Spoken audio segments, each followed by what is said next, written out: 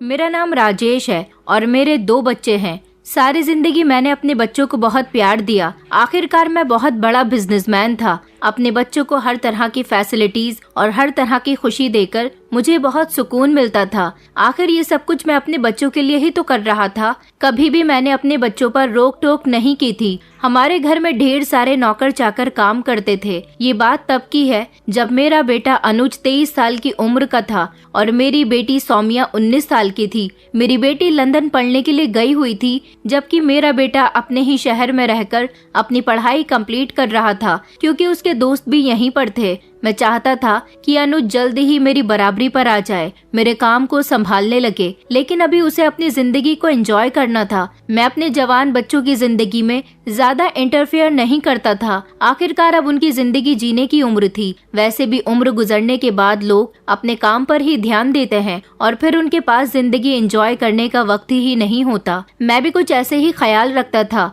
मेरी पत्नी बहुत मॉडर्न ख्याल की थी। वो अपने बच्चों पर कम बल्कि अपनी दोस्तों पर ज्यादा ध्यान देती थी, लेकिन फिर भी मेरे बच्चे अपने पेरेंट्स से बराबर का प्यार करते थे। जिंदगी इसी तरह से बहुत खुशहाल गुजर रही थी। मेरी बेटी की पढ़ाई भी पूरी होने वाली थी और वो कुछ ही दिनों बाद ही इंडिया वापस आ रही थी। लेकिन अनुज अब आगे पढ़ना नहीं चाहता था। वो हमेशा अपने दोस्तों के साथ ही घूमता फिरता रहता था। कभी वो कहीं ट्रिप पर जाता तो कभी कई कई दिन तक अपने दोस्तों के साथ गायब रहता था। मैं उससे ज्यादा पूछताछ नहीं करता था, क्योंकि मैं भी ज्यादातर अपने काम में ही बिजी रहता था। ये काम मेरी पत्नी के थे कि बच्चे क्या करते हैं क्या नहीं करते, उन्हें इन बातों पर ध्यान रखना चाहिए, मगर वो तो हर बात से आजाद थी। हमारे घर में एक बहुत पुरानी नौकरानी कामिनी रहती थी। हम लोग कामिनी पर बहुत भरोसा करते थे, लेकिन अब वो बूढ़ी होने लगी थी। आखिरकार वो बहुत सालों से हमारे घर में काम कर रही थी। उसने हमारा नमक खाया था। वो हमेशा हमारे साथ वफादारी से पेश आती थी। उसकी 3 बेटियां थीं। 2 बेटियों की वो शादी कर चुकी थी। अब उसकी एक ही बेटी रह गई थी। एक बार उसने मुझसे कहा कि मालिक, मेरी बेटी घर में अकेली रहती है। मेरी बूढ़ी हड्डियों में अब इतनी जान नहीं रही कि मैं घर के काम कर सकूं। मैं चाहती हूँ कि मेरी बेटी को भी आप नौकरी पर रख लो, उसे भी कुछ पैसे दे दिया करो। आखिर उसकी भी तो एक दिन शादी होगी। आप तो जानते हो कि मेरा पति इस दुनिया में नहीं है। मुझे ही अपनी बेटियों की शादी करनी है, उनका अच्छा बुरा देखना है। मैं अपनी 2 बेटियों की शादी तो आपकी मेहरबानी से कर चुकी हूँ, लेकिन अभी मेरी एक बेटी रह गई है। अब मैं चाहती हूँ कि मैं यहाँ आकर अपनी बेटी को सारे काम समझा दूँ।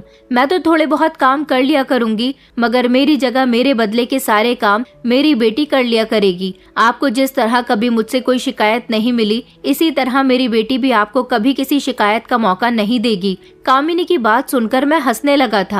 मैंने उससे कहा था कि तुम्हें फिक्र करने की जरूरत नहीं है। तुम यहाँ काम पर अपनी बेटी को बेझिझक लेकर आ सकती हो और जितने पैसे तुम्हें यहाँ पर मिलते हैं उससे ज्यादा हम तुम्हारी बेटी को देंगे। मेरी बात सुनकर वो बेफिक्र हो गई थी और अगले ही दिन वो अपनी बेटी को मेरे बंगले में काम पर लेकर आ गई थी। मैंने उसकी बेटी को देखा था। वो बहुत खूबसूरत थी और कम उम्र भी थी। उसके चेहरे से मासूमियत साफ नजर आ रही थी। वो घर में आते ही सबसे पहले मेरा आशीर्वाद लेने के लिए मेरे कमरे में आई थी, क्योंकि कामिनी मुझे अपना माई बाप मानती थी। उसके पति के मरने के बाद से ही वो हमारे घर पर नौकरी कर रही थी और हमने उसका बहुत साथ दिया था। उसने अपनी बेटी को हमारे घर के सारे उसूल, काम काज सब कुछ बहुत अच्छी तरह से समझा दिया था। बाकी और नौकरों पर भी वो निगरानी किया करती थी। उसने अपनी बेटी को मेरी पत्नी से भी मिलवाया था। मेरी पत्नी उसे देखकर बहुत खुश हुई थी। उसकी बेटी को हमारे घर में काम करते हुए अब काफी दिन हो गए थे। उन्हीं दिनों हमारे घर में नौकरों के लिए काम बहुत बढ़ गया था,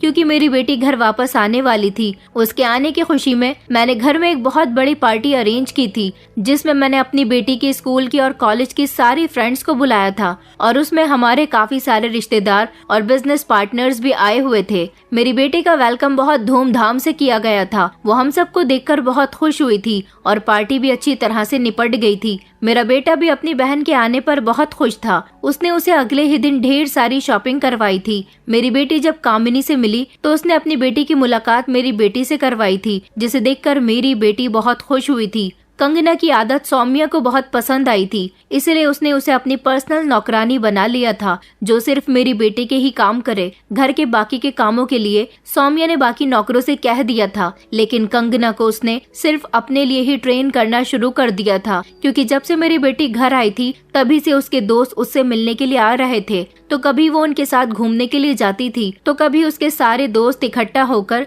घर में पार्टी करने के लिए आ जाया करते थे। इस दौरान मेरी बेटी के सारे ही काम कंगना करती थी, क्योंकि कंगना मेरी बेटी को बहुत समझदार लगी थी। वो उसके दोस्तों के सामने बिल्कुल भी नौकरों के जैसे बेवकूफी वाली हरकत नहीं करती थी, बल्कि बहुत संभलकर और समझदारी से उन सबके सामने आती थी। सौम्या का हर छोटा बड़ा काम कंगना ही किया करती थी, और धीरे धीरे उन दोनों के बीच में दोस्ती भी हो गई थी, क्योंकि जब मेरी बेटी घर में होती तो वो अपने आप को बोर महसूस करती थी, इसलिए वो कंगना के साथ बातें करने के लिए बैठ जाती थी। मेरी बेटी अब जवान हो रही थी, लेकिन उसकी माँ को इस बात का होश नहीं था। तभी तो मेरी बेटी को कंगना से दोस्ती करनी पड़ गई थी, ताकि घर में रहकर वो बोरियत महसूस न कर सके। मैंने देखा था, एक मेरी बेटी का भाई था जो घर आता तभी अपनी बहन के साथ थोड़ी बहुत हंसी मजाक कर लिया करता था, वरना वो तो ज्यादातर अपने दोस्तों में ही बिजी रहता था। रात को देर से घर आता और दूसरे दिन दोपहर को सोकर उठता था। कामिनी की बेटी बिल्कुल अपनी माँ पर गई थी। जिस तरह से कभी कामिनी ने हमारे घर में काम के अलावा फालतू चीजों पर ध्यान नहीं दिया था, इसी तरह से उसकी बेटी भी थी। वक्त इसी तरह से गुजरता जा रहा था। जिंदगी में किसी तरह की कोई परेशानी नहीं थी। मैं हर तरफ से बहुत सुकून की जिंदगी गुजार रहा था, क्योंकि मेरे घर में और बिजनेस में बहुत सुख शांति थी। लेकिन फिर एक दिन ऐसा हवा का झोंका आया जिसने मेरे दिल के सुकून को बर्बाद करके रख दिया था। लगभग 2-3 दिन गुजर गए थे। मेरी बेटी मेरे कमरे में शिकायत करने आई और कहने लगी कि डैड देखिए ना, कंगना काम पर नहीं आ रही है। आपको पता है, जिस दिन से मैं इस घर में आई हूँ मुझे कंगना की ही काम की आदत हो गई है। कामिनी आंटी कहती हैं कि उसकी तबीयत ठीक नहीं है। मैंने उनसे कहा है कि आप उसका अच्छे डॉक्टर से ट्रीटमेंट करवाइए, ताकि वो जल्द से जल्द ठीक हो जाए और घर पर वापस आ जाए। मुझे उसकी बहुत बुरी आदत हो गई है। मुझे दूसरी नौकरानियों के हाथ से अपना कोई काम पसंद नहीं आ रहा। मैंने उसी समय कामिनी को बुलाया था और उससे पूछा था कि तुम्हारी बेटी को क्या हुआ। कामिनी की आंखों में आंसू थे। वो कहने लगी कि पता नहीं मालिक, मेरी बेटी को क्या हो गया। 3 दिन से बुखार में जल रही है, डरी डरी सी है, बहुत अजीब अजीब सी हरकतें कर रही है, डॉक्टर के पास जाने के लिए तैयार नहीं है। मैंने उससे कहा तो फिर मैं तुम्हारे घर डॉक्टर भेज देता हूँ। कामिनी कहने लगी कि नहीं मालिक, कंगना मेरी कोई बात सुन ही नहीं रही है। तो सौम्या कहने लगी कि आंटी अगर ऐसी ही बात है तो मैं आपके साथ चलती हूँ। मैं कंगना को समझाऊंगी और कहूंगी कि वो अस्पताल चले और डॉक्टर से अपना ट्रीटमेंट करवाए। मगर कामिनी ने इनकार कर दिया था और कहा था कि उसकी बेटी रो रो कर अपना बुरा हाल कर रही है। अगर उन्होंने जबरदस्ती उसका डॉक्टर से ट्रीटमेंट करवाने की कोशिश की तो वो और ज्यादा परेशान हो जाएगी। लेकिन फिर भी मैंने उसे समझाया था कि तुम अपनी बेटी को समझाने की कोशिश करो, आखिर वो कब तक बीमार रहेगी। ज्यादा तबीयत बिगड़ गई तो लेने के देने पड़ सकते हैं। शायद घर जाने के बाद कामिनी ने अपनी बेटी से डॉक्टर के यहाँ जाने की जबरदस्ती की होगी और उससे पूछा होगा कि आखिर उसे क्या परेशानी हो रही है, वो क्यों ऐसी हरकतें कर रही है, उसकी तबीयत क्यों खराब है। अगले ही दिन मेरी बेटी और मेरी पत्नी शॉपिंग पर गई हुई थी। दोपहर 1 बजे का टाइम हो रहा था। मैं उस दिन ऑफिस नहीं गया था क्योंकि उस दिन कोई फेस्टिवल था। मैंने नौकर श्यामू को बुलाया था और उससे पूछा था कि छोटे साहब क्या कर रहे हैं, वो अभी सोकर उठे या नहीं, क्योंकि जिस दिन मैं घर में होता था उस दिन मुझे अपने बेटे का देर तक सोना बिल्कुल भी पसंद नहीं होता था। इसलिए मैं बार बार नौकरों से उसके बारे में पूछता रहता था। नौकर ने कहा था कि अभी छोटे साहब नहीं उठे हैं। वो इतना कहकर वहाँ से चला गया था। जब कामिनी चिल्ला चिल्लाकर रोते हुए घर के अंदर दाखिल हुई थी, उस समय मैं हॉल में बैठा हुआ था। मेरे पास मेरा लैपटॉप था। मैंने कामिनी को इस तरह रोते हुए देखकर जल्दी से अपना लैपटॉप बंद कर दिया था। वो अपने साथ अपनी बेटी को भी लेकर आई थी। उसकी बेटी की हालत बहुत बुरी हो रही थी। उसे देखकर लग रहा था कि वो न जाने कब से बीमार है। वो बेहद कमजोर हो चुकी थी। इस पूरे 1 हफ्ते वो हमारे घर पर नहीं आई थी। उसे देखकर ऐसा लग रहा था जैसे मैंने उसे बहुत समय के बाद देखा है, क्योंकि उसके चेहरे का रंग भी काला पड़ चुका था। न जाने वो कौन सा सदमा अपने दिल से लगाए बैठी थी। मैंने कामिनी से कहा कि क्या हुआ कामिनी, क्यों रो रही हो। वो मेरे पैरों में गिर गई और रोते हुए कहने लगी कि मालिक गजब हो गया, मेरा सब कुछ बर्बाद हो गया, मेरी बेटी की जिंदगी तबाह हो गई। मैंने अपने पैर उसके हाथों से छुड़ाए थे और उसे कहा था कि अब बताओ भी क्या हुआ है, इस तरह शोर मचाने की क्या जरूरत है, और रोना बंद करो और तसल्ली से बताओ कि क्या हुआ है। उसके शोर मचाने पर घर की और 2-3 नौकरानियां अभी वहां आकर खड़ी हो गई थी। वो कहने लगी कि मालिक, मेरी बेटी की इज्जत के साथ खिलवाड़ हुआ है। उसकी बात सुनकर तो मेरे होश ही उड़ गए थे। मैंने कहा, ये तुम क्या कह रही हो? उसने अपनी बेटी का हाथ पकड़कर मेरे आगे किया और कहने लगी कि देखो इसकी हालत इसी वजह से हुई है क्योंकि इसकी इज्जत के साथ खेला गया है। मैंने कहा, कौन है वो इंसान जिसने तुम्हारी बेटी की यह हालत की है? बताओ मुझे, मैं उसे छोड़ूंगा नहीं। वो कहने लगी कि मालिक, मैं आपके आगे हाथ जोड़ती हूँ, मेरी बेटी को इंसाफ जरूर देना। इसके साथ ज्यादती करने वाला इंसान कोई और नहीं बल्कि आपका बेटा है। छोटे साहब ने इसे कहीं मुंह दिखाने लायक नहीं छोड़ा। जब उसने मुझे ये बात कही तो उसके शब्द मेरे कानों को चीर कर मेरे दिमाग तक पहुँचे थे और मेरे दिमाग को एक जोरदार झटका लगा था। वो बार बार रो रो कर कह रही थी कि मेरी बेटी के साथ ऐसा करने वाला इंसान आपका बेटा ही है।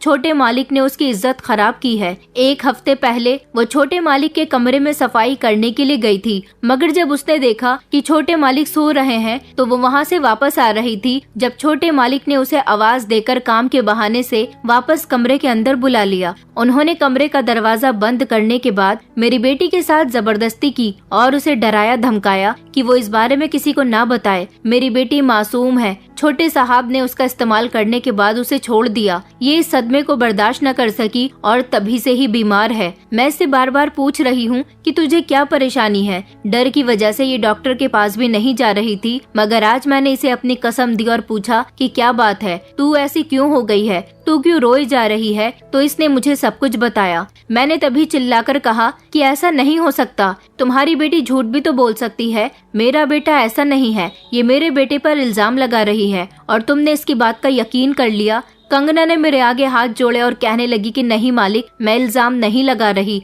छोटे साहब ने सच में मेरे साथ जबरदस्ती की है। मैंने कहा कि नहीं, ऐसा हो ही नहीं सकता, मेरा बेटा तो ज्यादातर घर में रहता ही नहीं है। वो कहने लगी कि मालिक, इसने मुझे बताया है कि काफी दिनों से छोटे साहब की इस पर गंदी नजर थी, मगर ये उनकी गंदी नजर को समझ नहीं पाई थी। उसे तो लगता था कि छोटे साहब बहुत भले इंसान है, मगर छोटे साहब उसके साथ ये सब करेंगे, इस बात का इसे अंदाजा नहीं था। उस समय मुझे अपने कानों पर विश्वास नहीं हो रहा था। मैंने नजर घुमाकर देखा तो नौकरानियां अभी भी खड़ी हुई हमारी बातें सुन रही थी। जब मैंने उन्हें गुस्से से डांट दिया और वहां से जाने के लिए कहा, मैंने कहा, कामिनी, तुम मेरे बेटे को बदनाम कर रही हो। वो कहने लगी कि मालिक, हम गरीबों के पास सच्चाई दिखाने के सबूत नहीं होते, हमारे लिए तो हमारी इज्जत ही हमारी बहुत बड़ी दौलत है। मेरी बेटी के साथ ऐसा हुआ है तभी मैं आपसे कह रही हूँ, वरना मैंने आपका सारी जिंदगी नमक खाया है। मैं आप पर और आपके परिवार पर कभी कोई गलत इल्जाम नहीं लगा सकती। मेरे तो दिमाग की सारी नसें फटने लगी थी,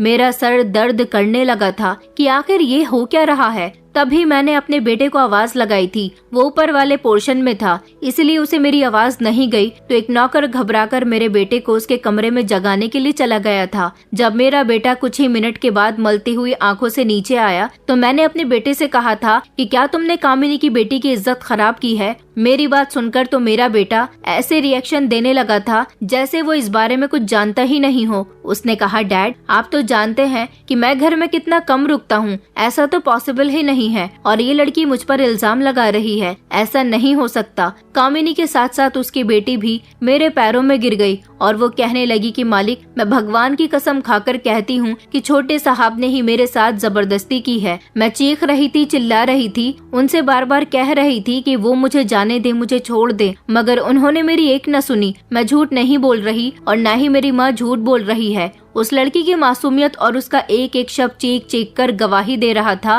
कि वो सच में झूठ नहीं बोल रही, जबकि मेरे बेटे की नजर में अच्छी तरह से पहचान गया था कि वो मुझसे नजरें चुरा रहा था। इसका मतलब साफ था कि मेरे बेटे ने उसकी बेटी की इज्जत खराब की है। मैं समझ चुका था, क्योंकि मैं कई सालों से कामिनी को जानता था तो अपने बेटे को भी बहुत अच्छी तरह से जानता था। मैं तो इस समय कामिनी से नजरें मिलाने काबिल नहीं रहा था, लेकिन मेरी भी लोगों में रेपुटेशन थी। अपने बेटे की वजह से मैं अपनी इज्जत खराब नहीं करना चाहता था, लेकिन मेरा बेटा बार बार यही कह रहा था कि ये लड़की मुझ पर इल्जाम लगा रही है। ये गरीब लड़कियां होती ही ऐसी हैं। हम अमीर लड़कों को प्यार के जाल में फंसाने की कोशिश करती हैं। उसने कहा कि डैड, ये काफी दिनों से मुझ पर नजर रखे हुए है, मुझे अपने प्यार के जाल में फंसाना चाहती है। मैं जब इसकी बातों में नहीं आया तो इसने मुझ पर ऐसा घिनौना इल्जाम लगा दिया। सबकी बातें सुनने के बाद मैंने कामिनी से कहा था कि अच्छा ठीक है, जो हुआ उसे भूल जाओ, तुम्हें ज्यादा शोर मचाने की जरूरत नहीं है। तसल्ली से मेरी बात सुनो, मुझे बताओ अब तुम क्या चाहती हो। उसने कहा कि मालिक, भला मैं आपसे क्या चाहूंगी, मेरी बेटी के साथ इतना बड़ा हादसा हो गया,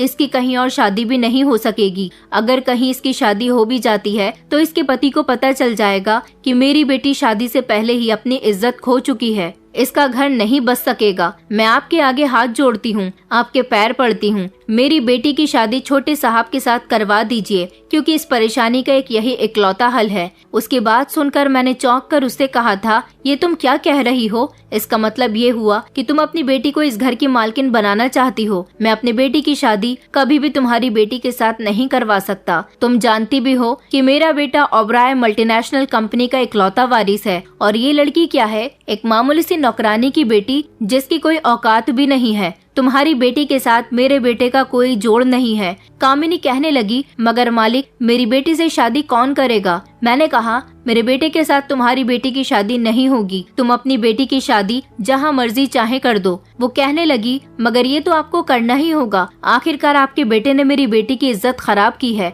मेरी बेटी किसी को मुंह दिखाने लायक नहीं रहेगी। मैंने कहा, अगर मैंने तुम्हारी बेटी को अपने घर की बहू बना लिया तो मैं किसी को मुंह दिखाने लायक नहीं रहूंगा। निकल जाओ अभी और इसी वक्त, इससे पहले कि मैं पुलिस को बुला लूं। मैं तुम्हारी बेटी पर चोरी का इल्जाम लगाकर उसे जेल भेज सकता हूं। मैं कोई गलत कदम ना उठाऊं, इससे पहले तुम यहाँ से चली जाओ। मेरी बात सुनकर वो दोनों माँ बेटी फूट फूट कर रोने लगी थी। तभी कंगना ने कामिनी से कहा कि माँ, मैंने तुमसे कहा था ना कि इन अमीर लोगों के सीने में दिल नहीं होता। आप तो कहती थी कि मालिक बहुत अच्छे हैं, हम गरीबों के बारे में बहुत सोचते हैं, मगर यहाँ तो मालिक पहले अपने बेटे के बारे में सोचेंगे। कामिनी दोबारा से मेरे पैर पकड़ने आ रही थी जब मैं पीछे हट गया। उसने अपनी बेटी से कहा कि तुम बिल्कुल ठीक कह रही हो। उसने मेरी तरफ देखकर कहा कि मालिक, मुझे आपसे ऐसी उम्मीद नहीं थी। आपने मेरी बेटी के साथ नाइंसाफी की है। आपका किया आपके आगे जरूर आएगा। मेरी बेटी की जिंदगी बर्बाद करके आपको और आपके बेटे को क्या मिला? मैं तो गरीब औरत हूँ,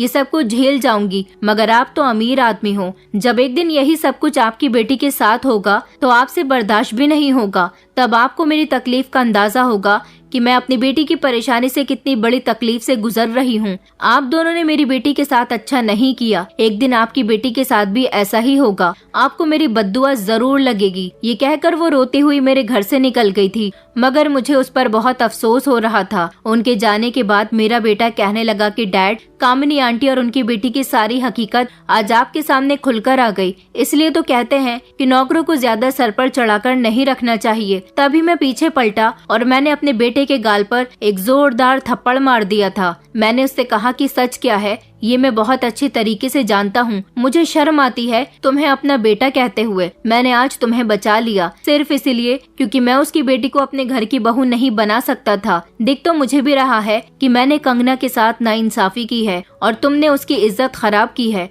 तुम्हारे पास अभी भी वक्त है, सुधर जाओ। ये तुम्हारी पहली और आखिरी गलती होनी चाहिए और आगे तुमसे किसी भी तरह की कोई गलती हुई तो मैं तुम्हें घर से निकाल दूंगा। मेरा बेटा अपना गाल पकड़कर खामोशी से वहाँ से चला गया था, क्योंकि वो समझ गया था कि मैंने सारा सच जानते हुए भी अपने बेटे की ही साइड ली थी। सारी रात में सुकून से सो नहीं सका था। मुझे कामिनी और उसकी बेटी की फिक्र हो रही थी। मुझे मन ही मन बहुत अफसोस हो रहा था कि मैंने उनके साथ बहुत गलत किया। वो तो मुझे ही अपना सब कुछ मानती थी, तभी तो बड़ी उम्मीद के साथ यहाँ अपनी बेटी का इंसाफ करवाने के लिए आई थी। मेरी बेटी और पत्नी जब घर पर आई तो उन्होंने मुझसे कामिनी और कंगना के बारे में पूछा था। मैंने उनसे कह दिया था कि वो दोनों यहाँ से काम छोड़कर जा चुकी हैं। इसके अलावा मैंने अपनी पत्नी और बेटी को कुछ भी नहीं बताया था। मेरी पत्नी तो खामोश हो गई थी, लेकिन मेरी बेटी ने काफी दिनों तक उन दोनों के बारे में पूछा था। वक्त इसी तरह से गुजरता गया था। मेरा बेटा भी धीरे धीरे संभल गया था क्योंकि मैंने उसको सुधारने में बहुत मेहनत की थी। मैंने उसके दोस्तों के साथ उठना बैठना, घूमना फिरना सब कुछ बंद करवा दिया था और उसे अपने बिजनेस में ध्यान देने के लिए कहा था। उस दिन जो कुछ भी हुआ था ये सब मेरी पत्नी और बेटी को नहीं पता था। मेरा बेटा भी मेरे सामने आता तो बहुत शर्मिंदा होता था। 3 साल कैसे गुजर गए कुछ पता ही नहीं चला था। शुरू में तो मुझे कामिनी और कंगना की बहुत कमी महसूस हुई थी क्योंकि कामिनी एक तरह से हमारी फैमिली मेंबर बन गई थी। आखिरकार 25 साल पहले जब मेरी शादी हुई थी तब मेरे पिताजी ने उसे हमारे घर पर नौकरी पर रखा था। मैं उसे तब से जानता था और अब अचानक से उसके नौकरी छोड़कर चले जाना ये सब मेरी पत्नी और बेटी को कुछ ठीक नहीं लगा था। लेकिन क्या कर सकते हैं, इस बात को छुपाने के लिए मुझे न जाने कितने झूठ बोलने पड़े थे। और फिर वक्त के साथ साथ सबके दिमाग से कामिनी और कंगना निकल गई थी। वो उस दिन के बाद कहाँ गई, उनके साथ क्या हुआ हमें कुछ नहीं पता था क्योंकि वो कभी दोबारा मेरे बंगले पर वापस नहीं आई थी। मैं भी उन दोनों के बारे में बिल्कुल भूल चुका था। वो दोनों कभी ना तो मुझे दिखाई दी थी और ना ही हमारे घर में उनके बारे में कोई बात करता था। मैं अपनी बेटी की शादी करना चाहता था। लोग कहते थे कि पहले मैं अपने बेटे की शादी करूं, लेकिन मैंने अपने बेटे का रिश्ता अपने बिजनेसमैन दोस्त की इकलौती बेटी और करोड़ों की मालकिन से लगा दिया था क्योंकि मैं अपने ही लेवल की बहू अपने घर में लेकर आना चाहता था। और मेरी बेटी का रिश्ता भी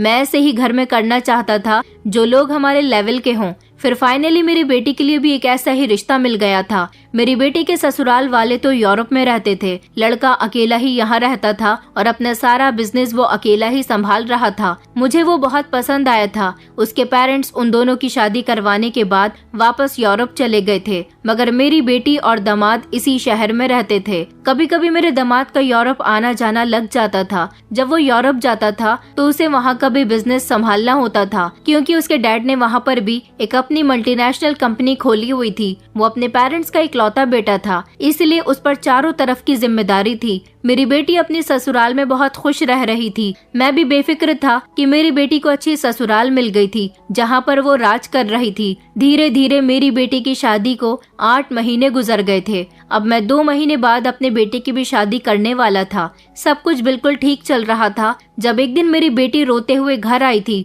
उसकी हालत बहुत खराब हो रही थी। वो बस रोए चले जा रही थी। समझ नहीं आ रहा था कि वो क्यों रो रही है। मेरी पत्नी ने सौम्या को छूकर देखा तो वो चिल्ला उठी और कहने लगी कि इसे तो तेज बुखार है। मेरी बेटी रोते रोते बेहोश हो गई थी। हमने उसे अस्पताल में एडमिट करवा दिया था। डॉक्टर ने बताया कि ये प्रेग्नेंट है और इनको 1.5 महीने की प्रेगनेंसी है। इन्हें अपना ख्याल रखना चाहिए। स्ट्रेस लेना इनके लिए ठीक नहीं है। ये बात सुनकर एक तरफ हम लोग खुश हुए थे तो दूसरी तरफ हमें दुख भी सता रहा था कि हमारी बेटी सौम्या को आखिर स्ट्रेस किस बात का है कि उसकी कंडीशन ऐसी हो गई है। मगर वो बेहोश थी। होश में आती तभी हमें सब कुछ बता सकती थी। हम उसके होश में आने का इंतजार कर रहे थे। लगभग 2 घंटे के बाद वो होश में आई थी तो मेरी पत्नी उससे मिलने के लिए कमरे में चली गई थी। मैं भी दरवाजे से खड़ा हुआ अपनी बेटी को देख रहा था। वो होश में आते ही फिर से मेरी पत्नी को चिपटकर फूट फूट कर रोने लगी थी। मेरी पत्नी बार बार उससे पूछ रही थी कि बेटा आखिर क्या हुआ है, तुम रो क्यों रही हो? क्या तुम्हारे पति से तुम्हारा कोई झगड़ा हुआ है? मगर वो तो इस समय यूरोप में है। बताओ भी क्या बात है बेटा, हम तुम्हारी वजह से बहुत परेशान हो रहे हैं। फिर मेरी बेटी ने एक ऐसी सच्चाई अपनी माँ को सुनाई थी जो मैं भी दरवाजे से खड़ा हुआ सुन रहा था। लेकिन मुझे वो सब सुनने के बाद ऐसा महसूस हो रहा था जैसे मेरे पैरों के नीचे जमीन ही नहीं है। मुझे अपने कानों पर विश्वास नहीं हो रहा था। मुझे चारों तरफ से बिजली कड़कती हुई नजर आ रही थी। मुझे अपनी जिंदगी बुरी लगने लगी थी। मुझे खुद से अब नफरत महसूस होने लगी थी। मेरी बेटी रोते हुए बता रही थी कि पिछले 2 महीने से उसके घर में मौजूद एक नौकर उसे बहुत परेशान कर रहा है। एक दिन मेरी बेटी अपने कमरे में आराम कर रही थी जब वो नौकर जबरदस्ती उसके कमरे में घुस आया। उसने कमरे का दरवाजा बंद कर लिया और उसके साथ जबरदस्ती की। मेरी बेटी अपने आप को उससे बचा नहीं सकी थी। वो नौकर मेरी बेटी की इज्जत खराब कर चुका था। मेरी बेटी ने उसे धमकी दी थी कि वो सबको उसके बारे में बता देगी, लेकिन उसने उल्टा मेरी बेटी को ही धमका दिया था। उसने कहा था कि अगर आपने ऐसा कुछ भी करने की कोशिश की तो मैं आप पर इल्जाम लगा दूंगा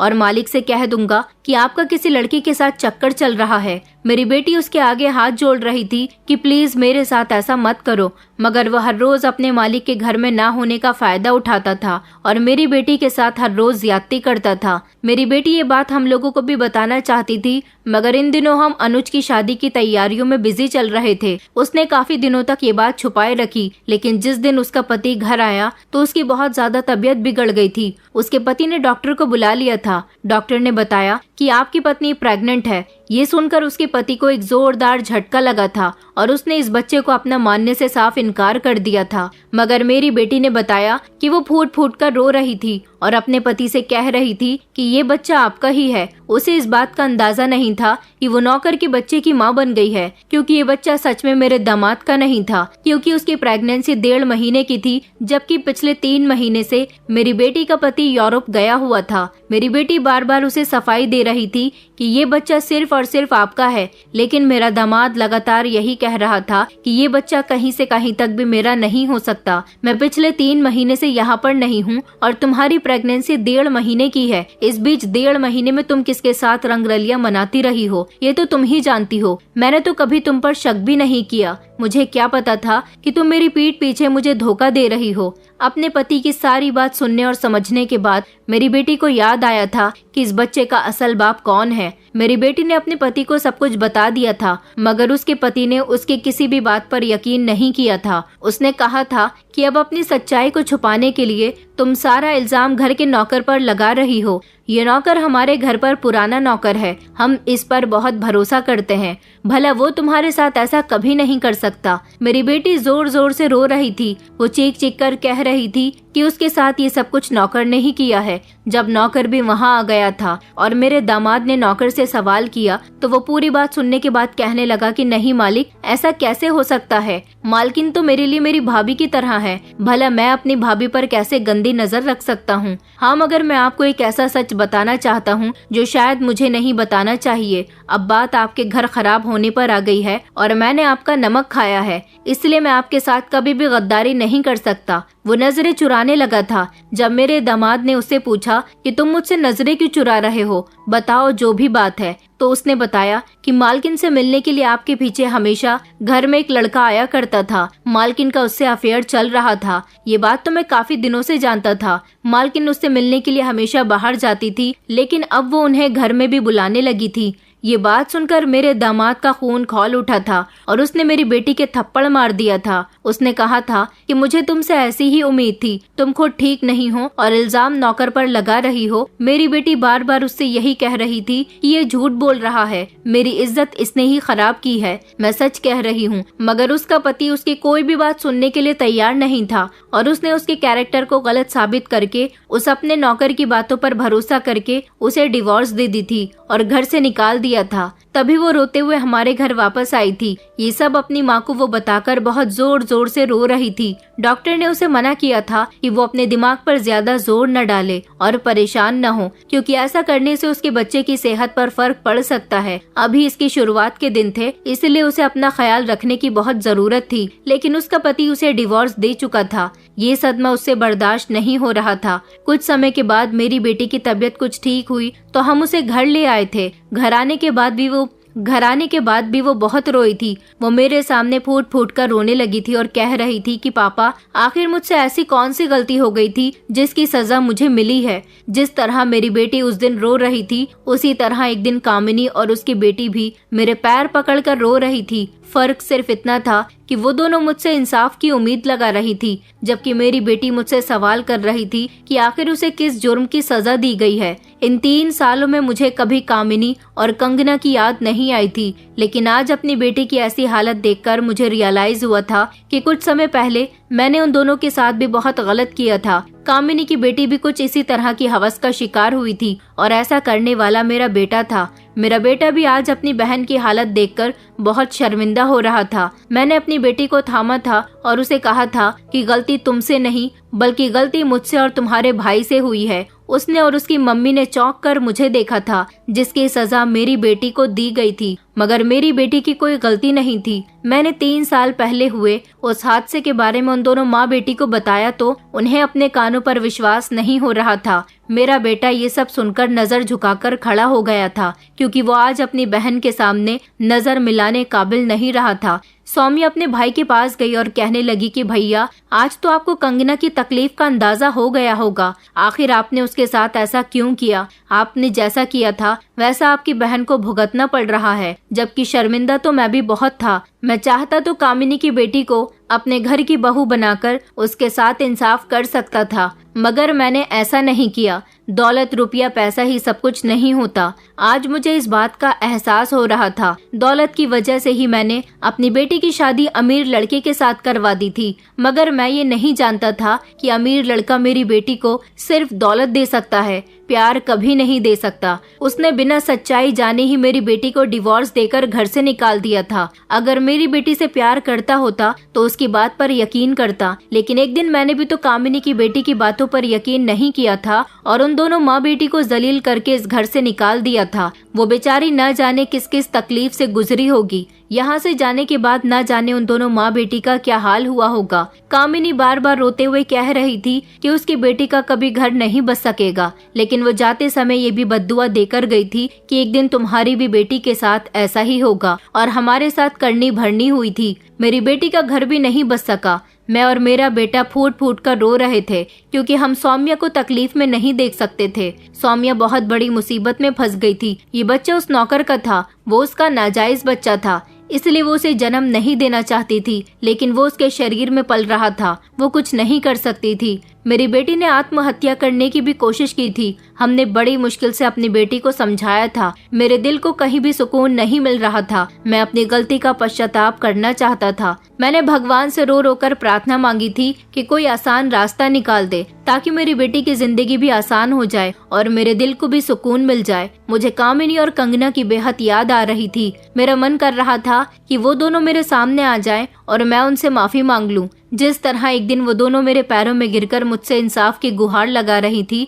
इसी तरह मैं उन दोनों के पैरों में गिरकर उनसे कहूं कि वो मुझे माफ कर दें, ताकि मेरी बेटी जिस परेशानी से जूझ रही है वो भी उस परेशानी से निकल जाए। मैंने बड़ी मुश्किल से उन दोनों को ढूंढ निकाला था, क्योंकि वो अपना पुराना घर छोड़कर कहीं चली गई थी। वहाँ के लोगों ने बताया था कि उन्होंने वो मोहल्ला ही छोड़ दिया था, लेकिन फिर मैंने अपने कुछ आदमियों को उनको ढूंढने के काम पर लगा दिया था, और फिर कुछ समय के बाद मैं इस काम में कामयाब रहा था। जब मुझे मेरे आदमियों ने कामिनी के घर का पता बताया तो मैं फौरन ही वहाँ पर चला गया था, और वहाँ जाकर मैंने उन दोनों माँ बेटी के पैर पकड़कर उनसे माफी मांगी थी। मैंने देखा था कि उन दोनों की हालत बहुत खराब थी, क्योंकि वो बेचारी बड़ी मुश्किल से अपना गुजारा कर रही थी। कामिनी बहुत बीमार थी, मुझे माफ नहीं कर रही थी, मगर उसकी बेटी ने कहा कि माँ, मालिक को माफ कर दो। उनको अपनी गलती का एहसास हो गया, क्योंकि मैंने उनको सब कुछ बता दिया था कि तुम्हारे साथ जो हुआ उसकी सजा मेरे पूरे परिवार को मिल गई। उन दोनों माँ बेटी ने मुझे और मेरे बेटे को माफ कर दिया था, लेकिन मैं अपनी गलती का पश्चाताप करना चाहता था, इसलिए उन दोनों का माफ करना ही मेरे लिए काफी नहीं था। मैंने कामिनी से उसकी बेटी का हाथ अपने बेटे के लिए मांग लिया था। मैंने उससे कहा था कि देर से ही सही, मगर मैं तुम्हारी बेटी के साथ इंसाफ करना चाहता हूँ, उसे अपने घर की बहू बनाना चाहता हूँ, क्योंकि कामिनी की बेटी की अभी तक शादी नहीं हुई थी। मेरी बात सुनकर उसने मेरी बात मान ली थी, क्योंकि उन दोनों के हालात बहुत ज्यादा खराब थे। कामिनी को इलाज की सख्त जरूरत थी। उन लोगों पर तो खाने के लाले पड़े हुए थे, और ऐसे हालात उनके आगे सिर्फ और सिर्फ मेरी और मेरे बेटे की वजह से आए थे। हम ही ने उनको बर्बाद कर दिया था, और फिर अब मैं ही उन लोगों की जिंदगी में दोबारा से सुकून और आराम लाना चाहता था। मैंने कामिनी को अस्पताल में भर्ती करवा दिया था, और उसके सामने ही अनुज ने कंगना की मांग में सिंदूर भर दिया था, जिस पर कामिनी को बहुत खुशी हुई थी। अब मेरे दिल को भी कुछ सुकून आया था, लेकिन जब मैं अपनी बेटी की तरफ देखता तो बहुत परेशान हो जाता था, क्योंकि मेरी बेटी की कंडीशन एक जिंदा लाश की जैसी हो गई थी। उसकी तबीयत ज्यादा खराब रहने की वजह से उसका मिसकैरेज हो गया था। बच्चे से तो मेरी बेटी की जान छूट गई थी, क्योंकि वो इस नाजायज बच्चे को जन्म नहीं देना चाहती थी। मैं सौम्या की तरफ से बहुत परेशान था, इसलिए अपना सर पकड़कर अपने ऑफिस के कैबिन में बैठा हुआ था। एक परेशानी तो जैसे तैसे हल हो गई थी, मगर अभी एक और परेशानी थी, जिसके बारे में सोच सोचकर मेरा दिमाग खराब हो रहा था। तभी अचानक मेरी नजर अपने ऑफिस के एक एम्प्लॉय शरद पर गई थी। शरद बहुत समझदार और सुलझा हुआ लड़का था। वो गरीब था, 7 बहनों का इकलौता भाई था। बड़ी ईमानदारी के साथ मेरी कंपनी में नौकरी कर रहा था। उसको मेरी कंपनी में नौकरी करते हुए पिछले 5 साल हो गए थे, लेकिन कभी उसने हमारे साथ धोखाधड़ी नहीं की थी। वो हमेशा ईमानदारी और मेहनत से काम किया करता था। मुझे उसका ये अंदाज बहुत पसंद आया था, तभी तो मैं उस पर सबसे ज्यादा विश्वास करता था। ये बेचारा अपनी बहनों की शादी के बोझ तले दबा हुआ था। 7 बहनों का भाई होना कोई आसान बात नहीं थी, और तब जब सारी ही बहनें जवान हों। ये सिर्फ अपनी 2 बहनों से बड़ा था, बाकी सारी बहनें इससे उम्र में बड़ी थी। माता पिता थे नहीं, इसलिए उनकी शादी की जिम्मेदारी इसके ही कंधों पर थी। मेरे दिमाग में एक आइडिया घूम रहा था। मैंने शरद को अपने केबिन में बात करने के लिए बुलाया था। मैंने उससे कहा था कि अगर मैं तुम्हारी सारी बहनों की शादी की जिम्मेदारी ले लूं और तुम्हें अपनी कंपनी का मालिक बना दूं, तो क्या तुम इस काम के लिए राजी हो जाओगे? वो मेरी बात सुनकर मेरी बातों पर विश्वास नहीं कर रहा था, क्योंकि अचानक एक ऐसा इंसान जो मिडिल क्लास हो और उसे कोई रातों रात अमीर बनने के सपने दिखाए, तो वो एक ही बार में इस बात पर यकीन कैसे कर सकता है। मगर मैंने सच में ये ऑफर शरद को दिया था, क्योंकि मैं चाहता था कि मेरी बेटी की शादी शरद के साथ हो जाए। उससे बेहतर रिश्ता मुझे अपनी बेटी के लिए कोई मिल ही नहीं सकता था। शरद बहुत अच्छा लड़का था, इसलिए मैंने ये फैसला किया था, क्योंकि इससे पहले जब मैं अपनी बेटी को अमीर लड़की के हाथों में दे चुका था तो उसका अंजाम मैं भुगत चुका था। कंगना तो मेरे घर की बहू बन गई थी, लेकिन मैं अब शरद को अपना दामाद बनाना चाहता था। मैंने शरद को यकीन दिलाने की कोशिश की कि मैं सच कह रहा हूँ, मजाक नहीं कर रहा। मैंने उसे अपनी बेबसी और अपनी बेटी की लाचारी की पूरी कहानी सुना दी थी, जिसको सुनकर वो बहुत अफसोसमंद हो गया था। लेकिन काफी सोच विचार करने के बाद वो मेरी मदद करने के लिए तैयार भी हो गया था। उसने मुझसे वादा किया था कि वो मेरी बेटी को बहुत खुश रखेगा, मगर उसे बदले में मेरी दौलत नहीं चाहिए। बस वो अपनी बहनों की शादी अच्छे लड़कों के साथ करवाना चाहता था। मैंने उसकी बहनों की शादी अमीर परिवारों में अपनी जिम्मेदारी पर अच्छी जगह करवा दी थी। उसकी बहनें ससुराल में बहुत खुश रह रही थी, जबकि उसकी 2 छोटी बहनें अभी पढ़ाई कर रही थी, और उनकी पढ़ाई की भी जिम्मेदारी मैंने ले ली थी। मेरी बेटी ने मेरी मर्जी पर अपना सर झुका दिया था। उसने शरद के साथ शादी तो कर ली थी, मगर वो इस रिश्ते से खुश नहीं थी। लेकिन शादी के बाद जब शरद ने उसे बहुत सारी खुशियां दी, तो वो भी बहुत खुश रहने लगी थी। जो खुशी उसे अपने पहले पति से नहीं मिली थी, वो खुशी उसे अब शरद से मिली थी, और इस तरह मेरी बेटी का भी घर बस गया था। मगर मुझे ये बात रियलाइज हो गई थी कि जैसी करनी वैसी भरनी। इंसान जो करता है उसका बदला उसे दुनिया में ही मिलकर रहता है। अपने बेटे को कभी भी गलत काम करने पर बढ़ावा ना दें, बल्कि अपने बेटे को समझाएं, और जो गलती आपके बच्चे करते हैं उसे सुधारने की कोशिश करें, क्योंकि अपनी औलाद के ऐब छुपाकर आप अपने बच्चों के लिए मुसीबत मोल ले रहे हैं। ऊपर वाला सब कुछ देख रहा है, वो दुनिया में ही इंसाफ करने वाला है। दोस्तों, उम्मीद करती हूँ आपको हमारी कहानी पसंद आई होगी। कहानी पसंद आई है तो वीडियो को लाइक करें, चैनल पर नए हैं तो चैनल को सब्सक्राइब करें, और हाँ, नोटिफिकेशन बेल को जरूर दबाएं ताकि अगली अपडेट सबसे पहले आपको मिले।